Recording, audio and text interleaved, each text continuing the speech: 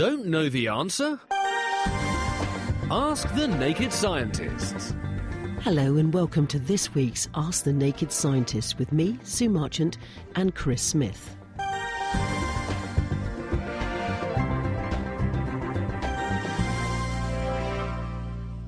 We got our first one, Chris, actually, which has come in from Dom. And he says, as always, he has a question every week, and thank you, Dom, for that. How do they make decaffeinated coffee caffeine-free? Chris? Yes, very good question, because the worry, of course, is when you're trying to take something out of something, how do you only take the bit out that you want and not the good stuff? And actually, it's quite clever how they do this. The answer is you use various solvents to do it. And what you do is you make a very strong solution of decaf coffee, and you bathe your beans in the decaf or in a coffee solution minus the caffeine, and you can extract caffeine using various solvents and things. And by bathing the beans in a very strong solution of coffee, but with no caffeine around the coffee beans, the caffeine comes out, but the flavours stay in, because there's as much flavour diffusing into the bean as diffusing out of the bean. So you get coffee beans that have all the taste, all the flavour, but none of the caffeine. And then when you grind those beans up and turn them into coffee that you're going to use to drink, it doesn't have any caffeine in it. Actually, to make that solution of decaffeinated coffee in the first place, there are various ways of doing it.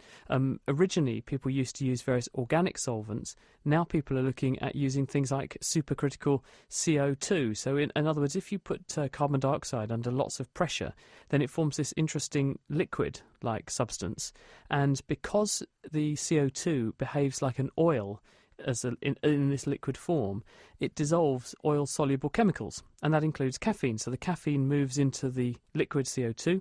You can then take away all the other substances with just the liquid CO2 sitting there with the caffeine dissolved in it, and if you then take the pressure off, then the CO2 turns from a liquid back into a gas, and you can leave the caffeine behind, and then you've got no waste products because CO2 is just a harmless gas, and you've also got your decaf.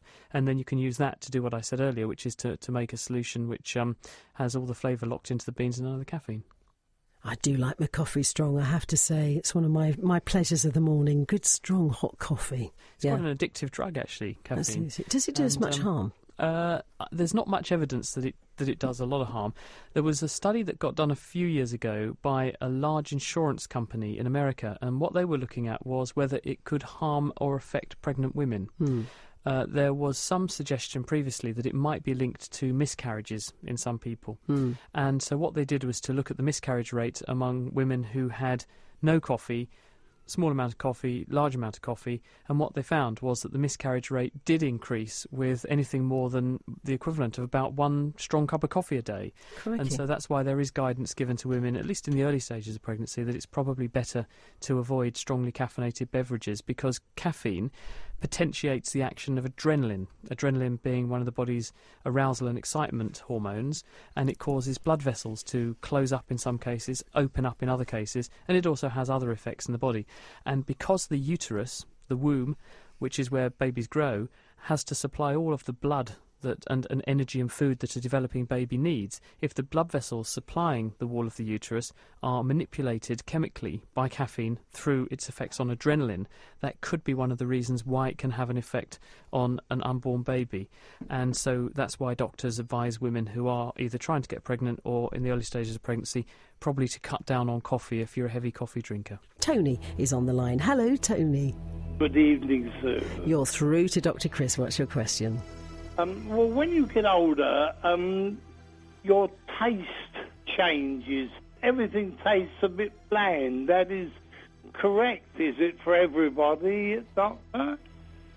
With age, yes, unfortunately, our special senses, in other words, things like sight and smell and hearing and taste, those sorts of things do get a bit less acute. And one of the reasons why taste goes isn't so much because of what's going on in the mouth as what's going on in the nose. In the nose, this accounts for the majority of what we call taste. There are various nerve endings, receptors, if you like. They're like docking stations for chemicals. And when you take a mouthful of food, the food gives off various volatile, in other words, readily evaporating chemicals. And these molecules go up the back of your throat and into the nose, and they hit these molecular docking stations that recognise them as odorants or smells. The spectrum of nerve fibres that see these different smells then send signals to the brain, and the brain puts all these different smell signals together to make the taste sensation, or what we call a taste sensation, that we're experiencing. But throughout life, these nerve cells get damaged. Whenever you have a bad cold or you breathe in a toxic chemical, the receptors can be damaged. And for this reason, the nerve cells have the ability to regenerate themselves, and they're one of the few examples of cells in the brain and central nervous system, or which have connections to the central nervous system, that can routinely regenerate themselves. But as we get older, that regenerative ability seems to decline. So there tends to be a loss of density of these nerve cells, and therefore the ability to pick up and smell different smells and flavours, and therefore experience tastes, because most of what we call taste, as I say, is smell. That declines, unfortunately, which can mean that as we get older, you end up feeling that things don't taste quite as nice as they used to. And in fact, this can be a big problem in encouraging some older people to ensure that they eat well, because food doesn't taste so nice, can be a bit of a challenge. And so that's why ensuring that people get good nutritional intake that is excitingly flavoured and excitingly textured is a big priority. And it's quite a skill, actually, making sure that people eat properly when they get older. Yeah. Can something taste different? In other words, I used to detest the taste of gin, and now it seems to taste quite nice. I think we can all say the same, actually, can't we?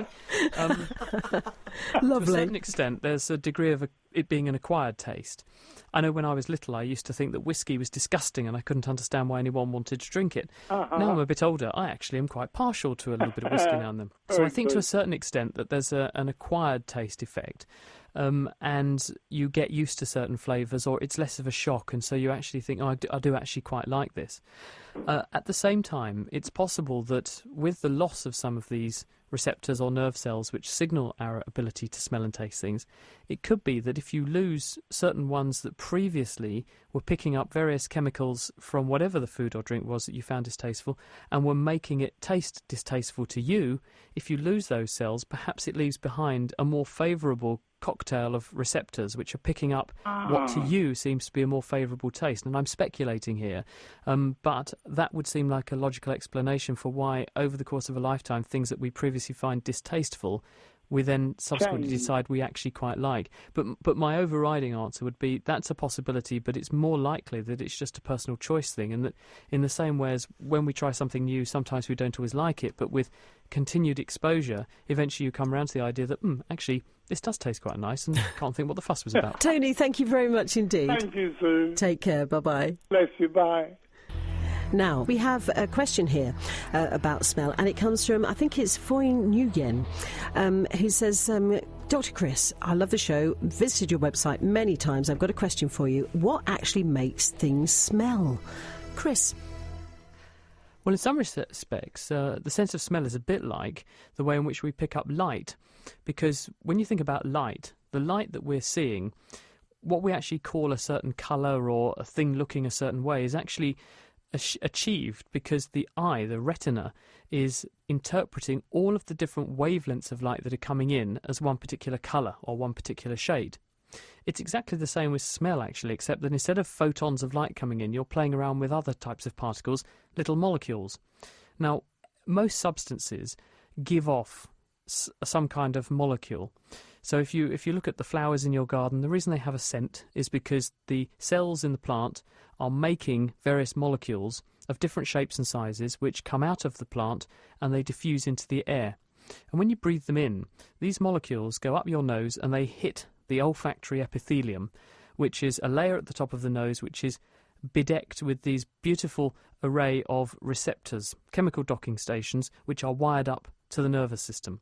And each of these different classes of receptors are slightly different shapes, and different molecules have different shapes, and so they can fit into these different receptors. Some molecules fit into some receptors better than others, and they can stimulate a range of these different receptors. And so when we smell something, what you're actually smelling is a cocktail of different chemicals coming in from the environment, locking onto these receptors that are the right shapes for them, more or less, and the spectrum of receptors that are being recruited or activated by these smell molecules are then signalling that to the brain, which then decides what the ultimate smell sensation is. I suppose it's a bit like making a cocktail with different types of drinks. When you mix different things together, you get a drink that tastes different depending upon how much of each different substance you add, and how much of each different substance you add determines how strongly those substances bombard these receptors in the nose and activate them. And so that's why some things smell different depending upon how much of them is present. If you smell something and it's present at very low levels, it can smell quite nice. If you put lots of it up your nose, it can smell unpleasant, because as well as stimulating just a certain group of receptors, it also can jam its way into some of the other receptors as well and stimulate those, and they might actually make you think the substance doesn't smell quite so nice. So that's the reason that having more of a substance can actually alter the smell sensation. As well as making it smell stronger, it can also smell a bit different, and in some cases less pleasant. What decides your brain whether you like the smell of something or not? Well, that's a really hard question to answer, and it's all down to personal difference. Tony was asking, why do we like certain flavours and why does our taste change with age? It's all down to personal preferences, and to a certain extent perhaps also down to hormones, because we know that women's taste changes two ways. One is when they're menstrual.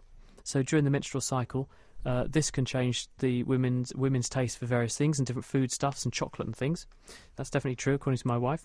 And the other is with pregnancy. Another time when there's lots of hormones washing around, women say that they develop a strange appetite that they can't explain for certain foodstuffs at certain stages of pregnancy. They get cravings.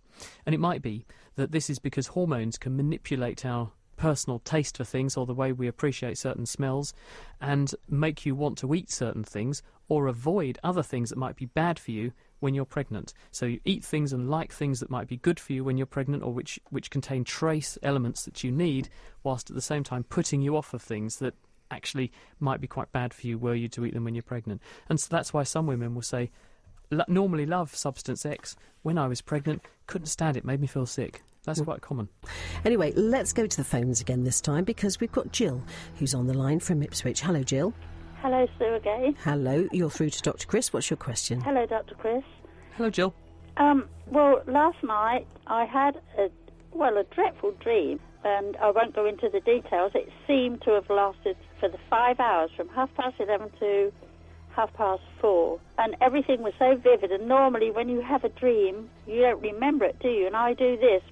Are you really sleeping normally? Are you having a good sleep? Your question's a really interesting one when you say, well, this dream seemed to go on for ages. The reality is that it probably lasted a very short time, seconds or minutes at most. Really? But because the brain is recreating various experiences when we're dreaming, it totally distorts the clock that would normally keep time. And in the same way as you're experiencing artificial happenings when you're dreaming, you also experience artificial passage of time. So time can seem to pass very quickly or very slowly when you're dreaming, and the real concept or the real ability to gauge time when you're dreaming is just as distorted as the reality that gives you these funny happenings when you dream. And if you look at someone when they go to sleep, scientists know pretty well when we dream. When you nod off at night, as you go through the night, you go through various sleep phases. So you go to sleep, and then you go into a deep sleep, and then there's a stage of very near wakefulness. Brain waves change very dramatically. People become very aroused in their sleep. They're very active. Their eyes begin to move around a lot beneath the eyelids. This is called rapid eye movement sleep, not surprisingly. Yeah. And this is when dreaming happens. What we know about dreaming is that when you develop these dreams, the same parts of the brain which are active during the day when you're awake, interpreting the things going on in the world around you, they become artificially active when you're asleep and present to your sleeping consciousness, if you like, if you can be conscious when you're unconscious, if you see what I mean, but they present to you while you're asleep the activity that would happen if you were really witnessing the thing that you're witnessing when you're asleep. So, in other words, when you're walking around during the daytime and you're looking at something, the part of the brain that processes vision is being activated by the thing you're looking at. Well, when you go to sleep, although you're not looking at anything, those same parts of the brain turn on and present pictures to you that the brain is making up, or it's building from previous experiences or things you've seen, perhaps things you've watched in the news. And because your brain is presenting that to you, you can't tell the difference between what's real and what isn't real, which is why we think our dreams are so real to us, because our brain is making them. And that's why you experience them. OK, Jill? Thank you. You're welcome. Bye. Bye. If you're enjoying Ask the Naked Scientist, then you might like to check out The Naked Scientist, our regular roundup of the world's best science. Each week we take a look at the latest science news, talk to top researchers working at the coalface of discovery, and also get our hands dirty with a science experiment that you can join in with too. So make it a date and prepare to strip down science on the web at nakedscientist.com/podcast. Let's go to our next question, which Billy had sent in. Now, Chris, he was asking about difficulty about passing water when you're over 80. Any old wives' tale? How can you help yourself to pass water, and why does it cause difficulty when you get to a certain age? Chris? Well, it's chiefly my sex, men, that this happens to, unfortunately. And the reason for this is down to a gland that most people know the name of, certainly once they're over the age of 50, and that's the prostate. Not prostrate, it's prostate. And the prostate is a gland which sits at the bottom of the bladder, and it surrounds the outlet from the bladder called the urethra. And for some reason, as we age, the prostate doesn't remain the same size, but it continues to grow. And it grows by adding new cells. And this is called benign prostatic hyperplasia. In other words, it's benign because it's not caused by a cancer. It's the prostate that's doing it, and hyperplasia means an increase in the number of cells. And these cells take up space. And this means that because the prostate takes up more space and the urethra is a hollow tube running through the middle of it, the prostate tissue presses on the tube and it narrows the outlet from the bladder, therefore making it more difficult for urine to leave. And eventually it can get so bad that the tube is obstructed completely, and this can mean people can go into urinary retention. And this is very, very uncomfortable, very unpleasant, and actually very easy to relieve. Because you have to pass a tube into the bladder, and then people feel better, and in fact they've never felt so happy and relieved in their lives actually when they have this, because you just have never wanted to go to the loo so badly. But the problem is that it can happen again and again and again once it gets to that stage. And when it does get to that stage, then what some people do is go and have some of the prostate tissue taken away in a prostate resection, and this can actually be done by putting a tube into the bladder, a camera, and then seeing the bits of prostate that are too big and cutting them away. And you can do this via things like laser to take it away, or with diathermy, electrical wires that will cut the extra tissue away. And it's very, very simple to do and has very, very few complications, but can make a very big difference to people's outcomes. Another reason why you can end up with outflow obstruction like this from the bladder in old age is because, unfortunately, prostates can become cancerous. And it's very, very common, actually, but as a cause of death, thankfully not too common. In other words, people can develop prostate cancers, but they don't often necessarily develop serious complications of having them. But it's one other reason why the prostate gland can get bigger and can cause urinary symptoms or bleeding. And if anyone has those symptoms, it's always worth getting it checked out to make sure that there's not something else going on. It's probably going to be nothing, but it's worth getting it checked just in case there is some kind of cancerous change happening there. And that unfortunately is very, very common. The argument is that once we get to about the age of 80, then the majority of people probably have some cells in their prostate that are abnormal, but they may never actually become a problem for that person. So I don't want anyone to worry about it, but just be aware that this can happen, and therefore if symptoms do occur, you should get them checked out. Thank you very much. Let's get to another question now. From David. Now, he asked, Chris, how do creatures get the bacteria that naturally lives inside us? Good question. Chris? Well, the answer is we get them from the environment. What David's getting at is the natural flora that live inside us. It might shock some people to know that there are about 50 to 100 times more bacterial cells living in us and on us than there are actually cells of human origin in our entire bodies. So some people have said that this means we're actually passengers in our own bodies. We're carting around this huge numbers of bacteria all over the place. But they are actually our closest allies and our best friends, some of these bacteria. These are our so-called good bacteria. And without them, we would be much less healthy, and we'd probably be much, much less well fed, because these bacteria do all kinds of exciting jobs for humans, because there are only about 20,000 genes running a human. But when you have thousands of different species of bacteria living on you and in you, each of those bacteria can bring to the party their own genetic and metabolic know-how. So the bacteria that live in our intestines, although we don't know how to break down certain things in foods or produce certain micronutrients and even some vitamins, bacteria, on the other hand, do have the ability to do that. And so by being inside us, bacteria can extract additional nutrients and energy from the food that we eat, and then they can make that available to us in one form or another. The other important job they do is that by taking up space inside us and removing certain trace nutrients, they prevent nasty bacteria, pathogens, from gaining a toehold. So it's a bit like growing grass all over your lawn, and that keeps the weeds at bay, because the grass competes with the weeds, and the weeds find it much harder to grow big because there's grass in the way. If you ploughed up the garden and just left it, then you'd have weeds galore out there.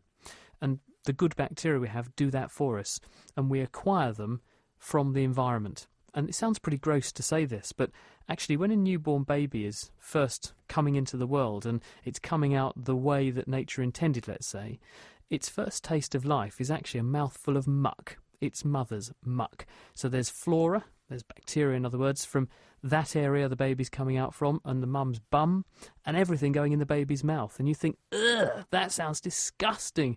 But there's loads of really good bacteria that are being shed from the mum's body, and those bacteria are living on mum because of the diet she eats, the environment that she lives in, and therefore they're perfect for that baby in the future. And those bacteria go in, the baby swallows them, they take up residence all the way through the baby's intestines and on the baby's skin, and they slowly change and refine their numbers to be a perfect bacterial cross-section for that particular individual. And what's really amazing is that the bacteria we have in us and on us are probably more unique to us, actually, than our fingerprints are. And scientists have shown this in recent months. They've actually started to use the bacterial fingerprint to identify where people have been. You can swab a surface, and just by looking at the different cross-section of and the species of bacteria you find, you can identify who touched certain things, because we have this unique cross-section of bacteria on us that stays with us for our entire lifetime and is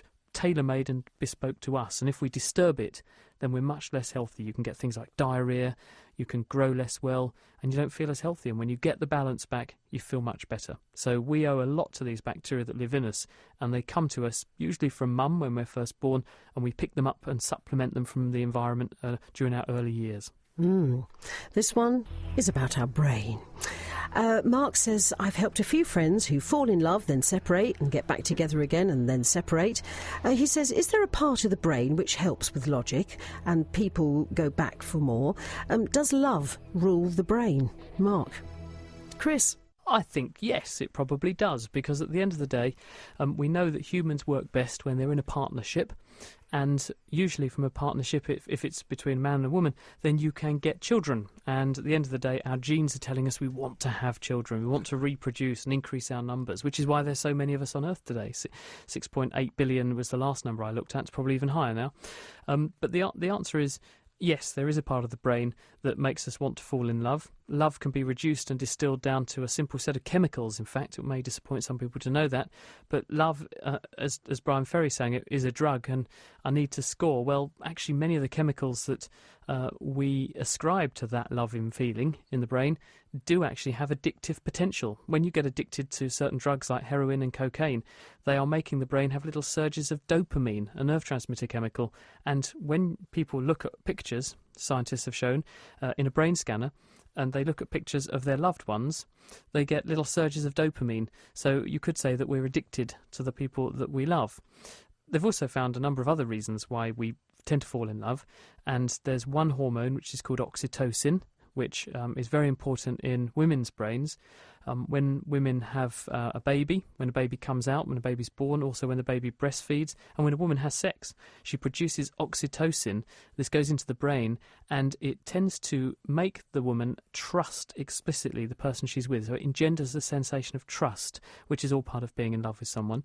And in men, there seems to be this very important signal called vasopressin, which is another hormone, and this activates vasopressin receptors in a part of the brain called the nucleus accumbens, which is the brain's pleasure centre. And what scientists have found is that when men fall in love, certain receptors or docking stations for vasopressin tend to or seem to get stimulated, and this tends to make the man be very protective towards the woman.